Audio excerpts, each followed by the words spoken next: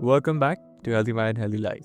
I'm your host, Sayan, as most of you know, and tonight we are gonna explore somewhat that most conversations about health and resilience refuse to speak about. Past the inspirational arc and into the harder and more honest middle. My guest today is Nancy Dale. Nancy is a former Silicon Valley CEO, a Stanford Distinguished Careers Institute Fellow, and the author of the forthcoming memoir, Peerless Ascent. After a medical crisis on Mount Kilimanjaro that led her into 15 years of misdiagnosis, chronic pain, opioid dependence, and a complete collapse of the identity that she had built her whole life on, she began to question the very strategies that had made her successful. And tonight, I invite you all on this journey where she's going to take us inside of what it actually looks like to rebuild that life and pushing harder stops working. So, Nancy, welcome to the show. It's a pleasure to have you here with me. And I believe that is something that really comes from a lived experience. So, I'm excited to talk about this. Thanks, fans. It's a pleasure to be here. Thanks, Nancy. So, before we get started, a little disclaimer for all the listeners who have tuned in. So, some statements may reflect personal belief and experiences and are presented as individual views and not medical advice. Listeners should consult qualified professionals for medical conditions.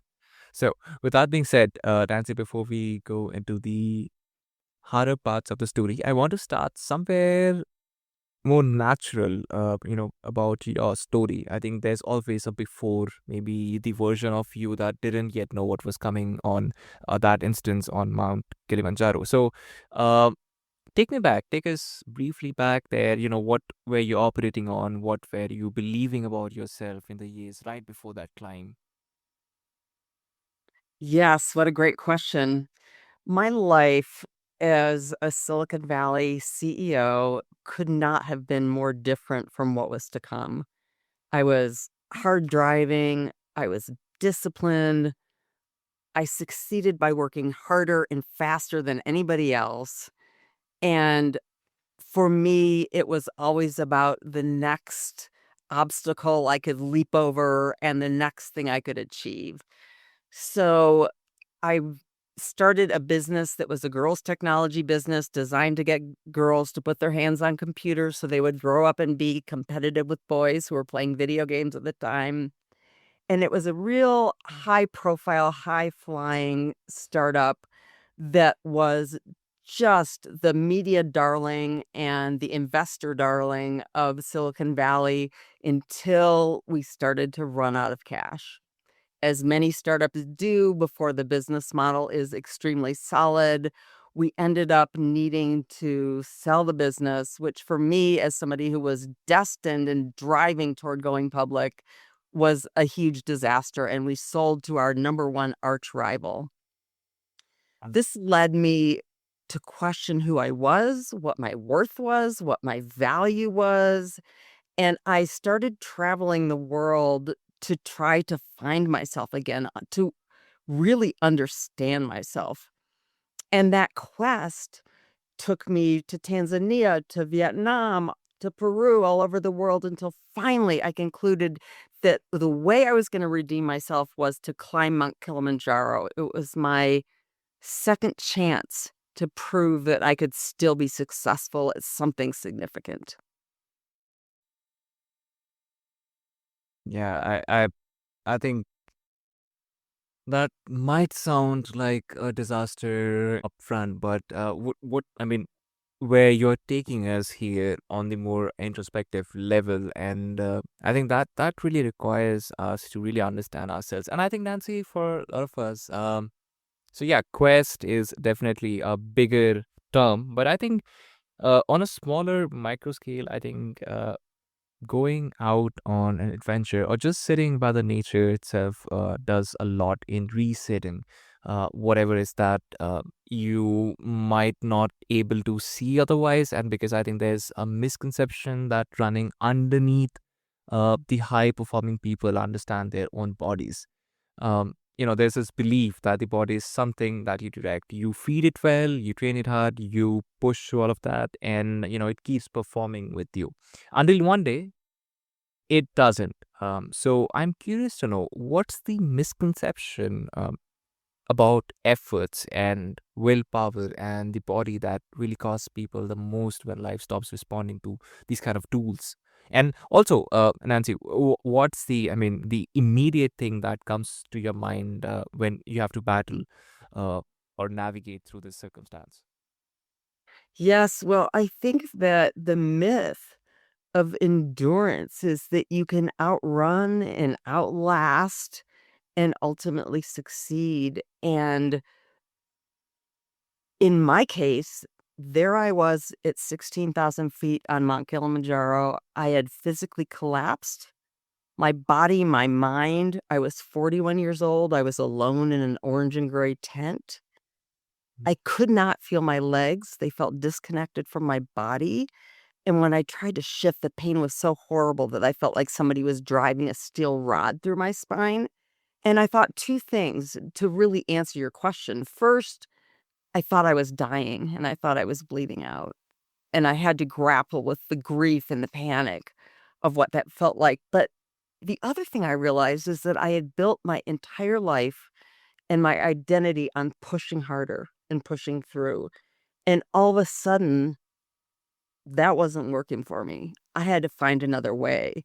It didn't challenge just my body, it challenged everything about who I was.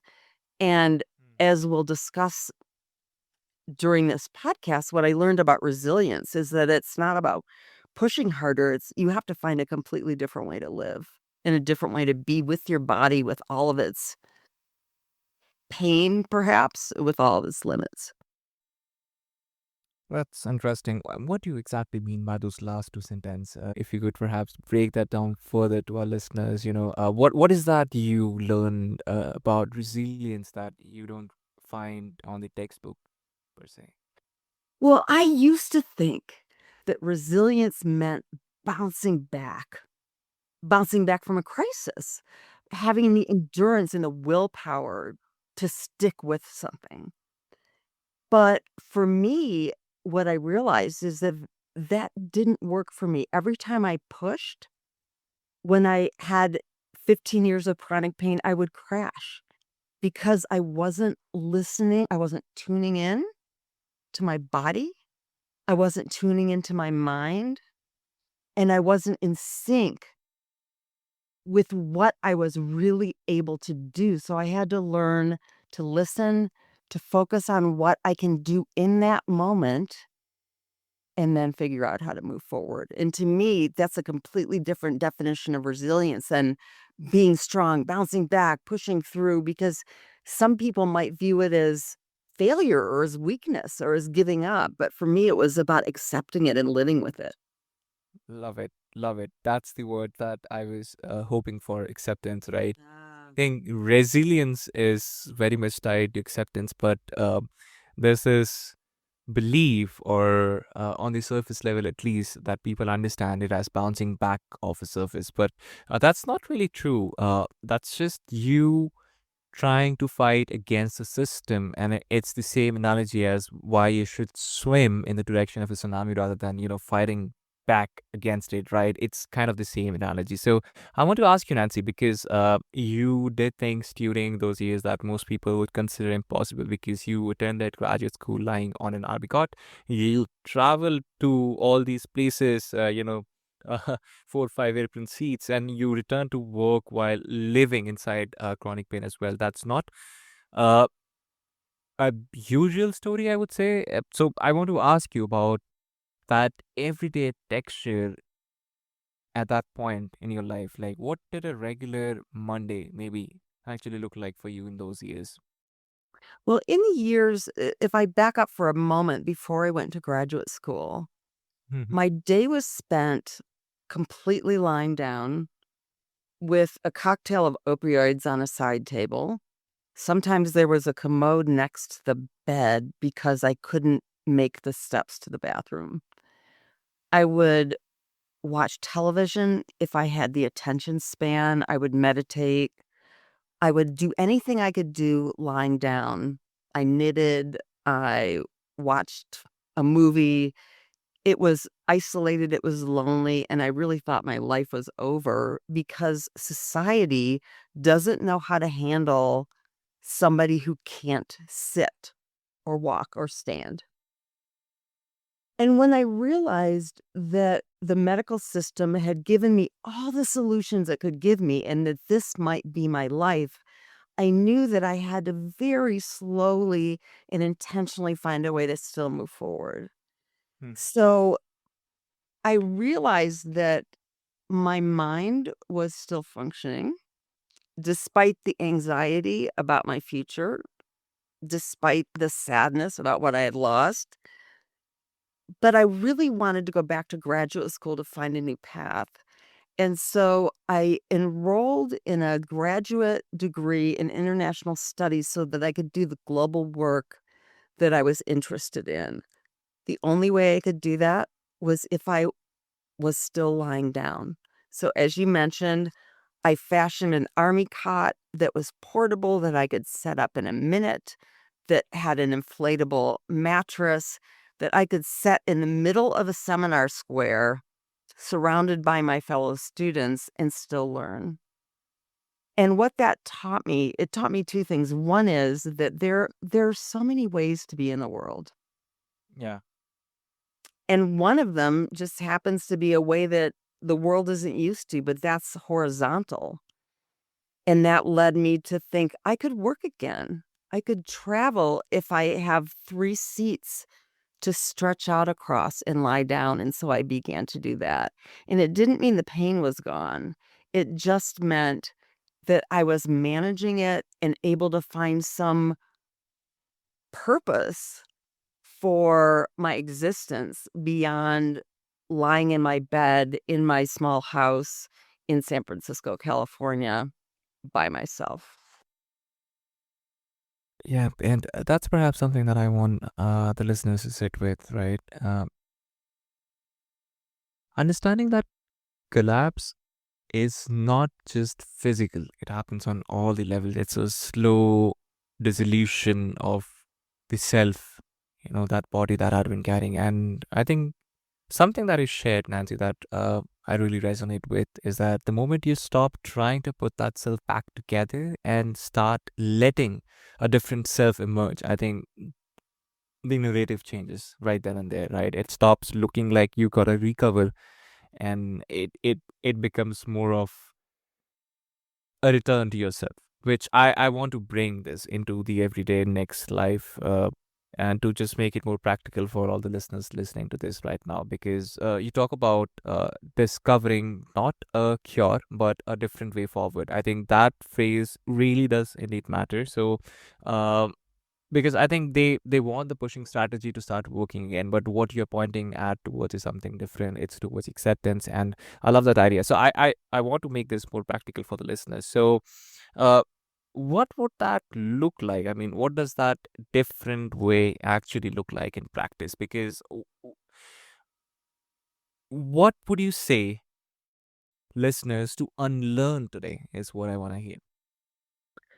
I think that acceptance in living in a different reality isn't that you necessarily like what's happening. Mhm. It means a few things. It means you're not fighting against reality. It means that you might have a bad day, but it's not a failure. It means being in your body as it is without trying to override it. And it means finding a way that still works, that gives you a sense of moving forward, not toward who you were, because getting to be normal again may not be possible. Mm. But as one of my psychotherapists told me, there's a new normal, and it might be your horizontal life. And what you need to do, you don't need to give up. You're not surrendering. You're just giving in enough to stop fighting with yourself. And that's what I had to do in order to take that step forward. And part of that's mindset. Mhm. and orienting your head around feeling positive about small steps, about small things that you can do. Yeah, it's an important honoring, I think. But I'm curious to know what is the horizontal vantage point that you're referring to. If you could just share a bit more context to what is the horizontal way of living that you're referring to in this. Well, what I'm referring to is that because of my disability, I was unable to sit. Now you can see that I'm sitting right now, and that as I got out into the world, amazingly enough, my very deconditioned, weak body started to strengthen. And in time, I was able to achieve more. But my horizontal life meant that everything I did was from a lying down position. My friends would come visit, the few that I had left, and they would sit in a chair while I lay down. I would work lying down. I would write papers lying down. I basically lived in a way that wasn't the normal vertical way of moving through the world as a human. Yeah, I think that really, I mean, I was seeing it as a metaphor to this conversation. But yeah, after hearing, what you went through and the way you bounced back, but not necessarily fighting for it, I would say, by accepting that you're indifferent. And I think for a lot of people, that is the starting point. So for the person listening to this right now who is in middle of a health crisis, might have to, sacrifice their dreams even in the extreme case, or in the middle of a slow collapse of the life that they used to know. What would you want them to hear from you right now? Maybe from a woman who has stood exactly where they're standing right, slowly built a different life on the other side. I would say a couple of things. Number one, you are not your pain. You are a human with a unique set of skills and things to offer the world, and that you don't have to let your pain or your disability be the end of your life. There are different versions of you, different parts of you that can come forth through a difficult period, and you may become I became a very different person than I was, and one that I would have never expected and one that I did not ask for. But that if your mind is open to the possibility of a different future, it is something you can slowly, step by step, work toward while still accepting that you have health issues or challenges or pain that you're experiencing. Absolutely. I totally agree. And I think that's what I would want the listeners to sit with as we wrap this off. Because I think what I would want you to take forth from this conversation is the idea of resilience. Because I think the moment you stop fighting a version of reality that you wish it could be true, I think a different kind of strength comes to you, right? It becomes more available. And I think that kind really isn't built on pushing, but really more on the listening side, more on the introspective side. So, Nancy, if there's anything that you would like to add on to that, I would leave that to you. I would just say, listen to your body. Your body tells the truth. Your mind tells the truth, even if it's inconvenient, even if the medical system can't fix it, even if you feel like there isn't an answer. If you can listen, you can focus on what you can do and take that first step forward. Beautiful. I think that hit homes, and we come back a full circle at this point. So, for the listeners who actually resonated with what we just talked about, Nancy, because this has been an honest conversation from point zero, and I know there are people listening today who are going to want to find your work and your forthcoming memoir and walk a little further with you. So, where's the best place for them to find you at and pre-release as and when it's out in the world? Yes, I would invite listeners if they want to join this community and continue to read and follow me, that I have a Substack called Life Inside Pain for anybody who's experiencing pain or illness or loss that is looking for a way through that isn't about pushing an endurance, that they join me on that journey. And so that's either Substack at Nancy Deo or Life Inside Pain. Perfect. I'll link that in the show notes so that people can easily reach out to you. So, folks, with that, if something in this conversation perhaps moved in your mind, I would want you to not scroll past this. Maybe wherever you're sitting right now in the car, going to work, maybe sitting after a tired day. If you are someone who has been pushing through something for too long, who has been ignoring what maybe your body has been trying to tell you for a long time, this is maybe the invitation to pause, maybe just for today. And folks, with that, that single act of listening is where I think the new life begins. So this has been Cyan on Healthy Mind, Healthy Life. And Nancy, thank you once again for the depth and honesty of this conversation. And to you all listening, take care of yourself, folks.